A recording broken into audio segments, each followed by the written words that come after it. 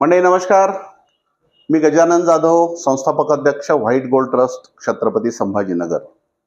White gold trust ही एक समाजसेवी संस्था आहे आणि शेतकऱ्यांना कृषी साक्षर करण्यासाठी सदैव ही संस्था प्रयत्न करत राहते. आपण व्हाईट गोल्ड ट्रस्टच्या माध्यमातून दर सोमवारी हवामानाचा अंदाज 8 दिवसाचा देत असतो. त्यानंतर दीर्घकालीन अंदाज सुद्धा आपण पावसाळ्याचा दीर्घकालीन अंदाज हा सुद्धा देत असतो आणि त्यानुसार दरवर्षी आपण मे महिन्यामध्ये दीर्घकालीन हवामानाचा अंदाज प्रसारित करत असतो. तर आज सुद्धा आपण पाहणार आहोत की 2025चा पावसाळा कसा राहील. अनेक शेतकऱ्यांचे खूप दिवसापासून प्रश्न चालू होते, विचारणा चालू होती आणि आपल्या हवामान तज्ज्ञांनी आपल्याला 2025चा पावसाळा कसा राहील त्याबद्दल अंदाज दिला आहे. याबद्दल आपण पाहूया. तर यावर्षी अल निनोची शक्यता फारच कमी आहे. दोन प्रकारची परिस्थिती असते, अल निनो आणि ला निना. अल निनो म्हणजे समुद्रातलं तापमान खालचं वाढतं, त्यामुळं भारतामध्ये पाऊस कमी पडतो. ला निना म्हणजे कमी होतं तापमान, त्यामुळे भारतात पाऊस जास्त पडतो.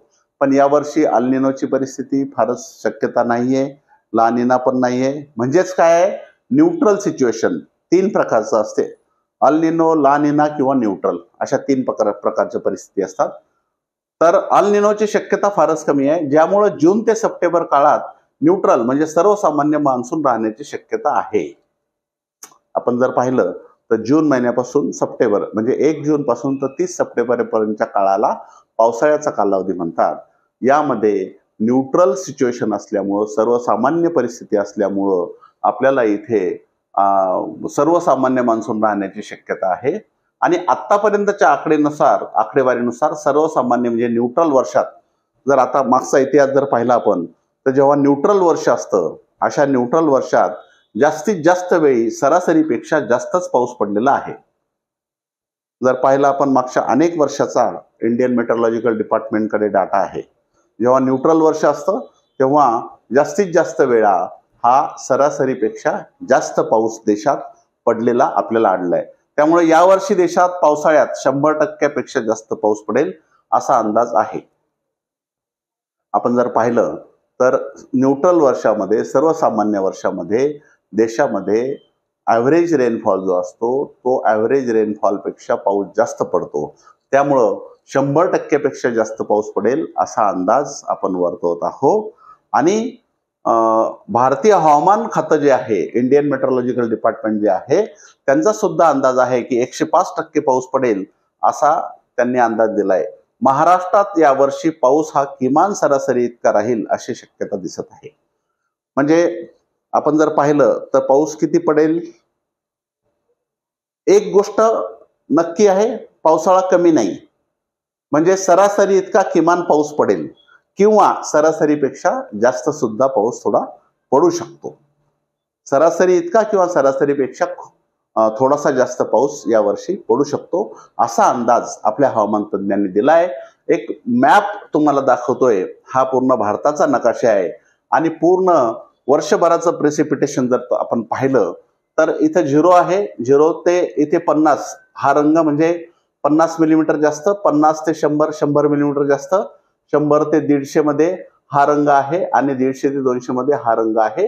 हा सरासरीपेक्षा जास्त पाऊस. आणि खाली जर गेलो आपण तर हा रंग -50, -100, -150, -200 या पद्धतीनं हा एक मॅप, अत्यंत महत्वाचा मॅप आपल्याला मिळालाय. नकाशामध्ये जून ते सप्टेंबर सरासरीपेक्षा जास्त पाऊस किती मिलीमीटर राहील हे दाखवलाय. बहुतेक कोकण आणि पूर्व विदर्भात पावसाचे प्रमाण जास्त राहील. हा डार्क कलर जो आहे हा समजून घ्यायचा, खूप जास्त हा डार्क कलर जो जास्त पावसाचा आहे.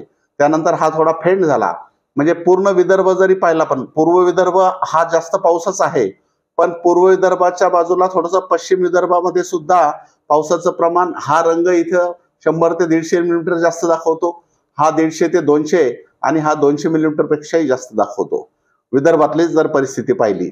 आणि त्याच्या बाजूला पश्चिम विदर्भातला बुलढाणा जिल्हा म्हणा, इकडं जालना झालं, बीड, परभणी, लातूर, उस्मानाबाद या पद्धतीने जर आपण पाहिलं तर तिथं 50 ते 100 मिलीमीटर जास्त पाऊस सरासरीपेक्षा आपल्याला जास्त दिसेल. आणि त्याच्या पलीकडे परत इकडे जर पाहिलं तर कोकणातला पूर्ण कोकणपट्टी जी आहे तिथं खूप जास्त पाऊस आपल्याला दिसतोय. तर या पद्धतीनं यावर्षी महाराष्ट्रामध्ये किमान सरासरी इतका किंवा सरासरीपेक्षा थोडा जास्त पाऊस पडण्याची अपेक्षा आहे. आपण पावसाळ्यातील 4ही महिन्यात पाऊस कसा राहील याबाबत आताच सांगणं योग्य नसल्यामुळं पुढच्या वेळी त्याबद्दल माहिती देऊ. म्हणजे 4 महिने जूनमध्ये पाऊस कसा राहील, जुलैमध्ये कसा राहील, ऑगस्टमध्ये, सप्टेंबरमध्ये कसा राहील, नेमका मान्सून कधी येईल, कधी सुरुवात होईल याबद्दल सध्या हे तंतोतंत किंवा परफेक्ट अंदाज आलेला नाही. जसाही पक्का अंदाज येईल तेव्हा आम्ही तुम्हाला जून, जुलै, ऑगस्ट, सप्टेंबर या 4ही महिन्यात पाऊस कसा राहील त्याबद्दल सांगूया.